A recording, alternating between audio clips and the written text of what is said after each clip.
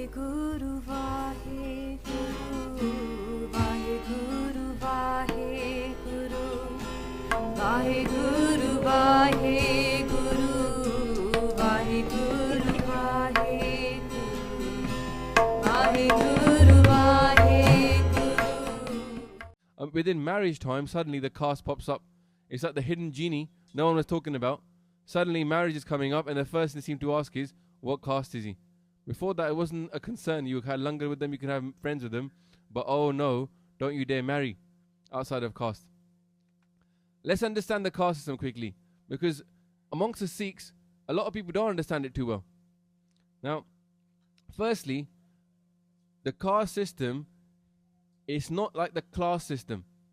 The class system means that you are low class, upper class, middle class. You have a certain way of thinking. You have a certain kind of schooling.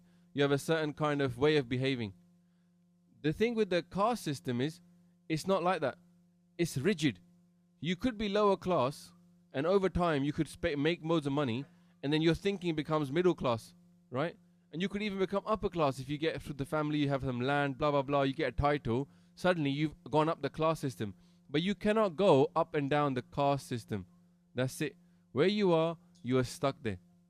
That's the first distinction that we don't need to understand. The second thing is, when it comes to class, it doesn't talk about religion or spirituality. We know that somebody could be poor, but we don't think sometimes that there's a difference between their access to God. But the caste system is not like that. The Hindu caste system used to have five main areas. The first four were in the caste system. You had the Brahmins, the religious people. Then you had the Kshatris or Khatris, who were the warriors. Then you had the traders. And then you had the people that were doing the menial jobs. But there was also those people that were outside of those four. They were the untouchables, achut. You couldn't even touch them. Even the lowest people in the caste system wouldn't even touch those people that were outside the caste system, right? The first top two castes would get mukti. That was the idea. They were called twice born. Yeah, those even the top two, that's what they would wear the janu. Even though Guru Nanak Dev Ji was not was part of the second caste, Khatri, that's why they were told to wear the janu. They were not a Brahmin, but they were still given the janu to wear, because those people were guaranteed mukti. And everybody else on the lower two, they had to basically be a good person and get reborn as the top two. So if they were lucky and they did all the work they had to do, trading, they couldn't do any part, they weren't allowed to fight, they had to be like disarmed and not spiritual. But if they were good, they would get reborn as a top two. Sounds like an amazing system for the top two, isn't it? Yeah, it's like a great way of controlling society, because that's what it was. It was a control mechanism. Yeah, and society is very stable when you've got the caste system playing around. People don't go up and down, because guess what? If you're a lower caste person and you rebel, what will happen to you? You will not get reborn as a Brahmin or a Khatri. You will not get mukti. So there's a fear aspect of breaking away from the caste system as well. Now amongst the Sikhs, what's funny is, although we've got this caste system, it's not really linked to spirituality. Yeah? No one thinks that because I'm a certain caste, that I'm going to get mukti and the other person isn't. So this is different from the Hindu system. Now let's talk about why we've got this system then. Why have we got this cultural pride in our background, and yet we haven't got the spiritual aspect linked? Some of this is basically, you know, when you want to control society, you might make a system, but you got to make people believe in it. So in those days, they would have two ways of doing this. The first way was to make you feel a little bit proud of your caste. Yeah? And in fact, people did this as a bit of a coping mechanism, because they had no choice, right? If you were stuck in your caste and you could never go outside your caste, then you might as well be happy what you have. So people developed this kind of pride as a coping mechanism. And there was a practicality element to it as well. If you were a farmer, right, and you couldn't marry outside of your caste, actually it made a bit of sense for you. Because if there was a girl going to come into your family, right, and she was from a family that was maybe not involved in farming. Let's say they were involved in, I don't know, hairdressing. And there was a farmer's family. If that girl came into that family, she'd find it hard to cope with the work that was expected of her, because she'd never done it before, right? And in those days, obviously, the whole family got involved in the job that the family was doing. It wasn't, I mean, even now, there's a lot of people here, I'm sure, whose families are like shopkeepers, and so they've grown up working in that shop, and they know all about how a shop works, yeah? So this is how it would work in those days, because you stayed in your family business.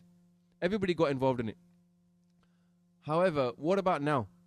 Here we are in the West, yeah? You could have one person who works their whole life as a driver. Their son goes to university, becomes a lawyer or a doctor. When he gets to a working level, he's no longer looking for somebody who's necessarily going to be their partner and helping him do a driving job. So the caste system isn't here. But the problem is, what originally was a coping mechanism, right? Because you were stuck in your caste, so you might as well be proud of it. And you might as well keep people happy inside their caste. Because they go outside the caste, they'll get beaten up. Now what did it become? It's become a proud caste system. Now it's based upon pride. Because you know what? Everybody needs something to hold on to. So therefore, if we haven't got Sikhi, if we've got nothing in the world, we grasp onto whatever we can. We grasp onto maybe somebody's a Jat, somebody's Tarkhan. And there are cultural traits as well. There are still those traits around. Some people are very straight talking. Some people are a bit more, intelligent. The thing is though, if you take a son of a Jat, for example, stick him in a working business, which is very much about making money, his characteristics will change. He will end up being, because how your sangat is, that's how you become, right? So ultimately, the caste system doesn't exist today. And there's no restrictions if you break your caste. Society won't ostracize you. You won't get beaten up. You won't get, killed for breaking your caste. But the problem is, we still got the pride system. We still got pride. But actually, we need to understand, this pride was given to us. It was forced upon us because we couldn't change it. So now that pride is holding us back from actually following our Guru. Because our Guru is saying, Char varan ik varan karaun. Tabe Gobind Singh naam kahaun. He says, I'll make all 4 castes into one. Maharaj, when they made the Panj Pyare, they were of all different castes. Yeah. The key thing you understand is, Sikhi develops. The Panj Pyare were the Guru, and the Guru was all different castes. Yeah. They were different people inside the Panj Pyare. Nowadays, those people that say that they're warriors need to look back and think, who were the warriors back in those days? They weren't necessarily only the one caste. They were of many different castes. Actually, there are no such things that are genetic traits. It's all social engineering. And it was used to suppress us. And now we're using it to suppress each other. I don't know if you ever heard this story. There was an experiment done. It's an interesting experiment. They got some monkeys. They put them in a room. And the floor was electrocuted. Only when they turned the switch on. Not all the time. Banji got a bit stressed there. Yeah, she was just electrocuted these pure monkeys. And what they would do is they'd put a banana up on an area, and the monkeys would obviously go for the banana, right? Whenever they went for the banana, electricity was switched on, and it electrocuted them. So all 4 realized now, they kept going for it, but every time they went for it, they all got electrocuted. So after some time, they all realized, don't go for the banana. It's going to electrocute you. So they stopped, and they carried on living normally, as long as they didn't touch the bananas. So they learned their lesson. Then what happened is they took one of those monkeys out, and they put a new monkey in. Now obviously this monkey now is going to go for the banana, right? Because he doesn't know. So all 3 monkeys then jumped on him and stopped him from going for them. Every time he went for the banana, they beat him up. So that monkey then said, you know what, I can't go for the banana because they'll beat me up. So he stopped. They took one more monkey out, put a new one in. Of course, that monkey did it as well, right? So then the other 3 jumped on him as well. Stop him going for the bananas.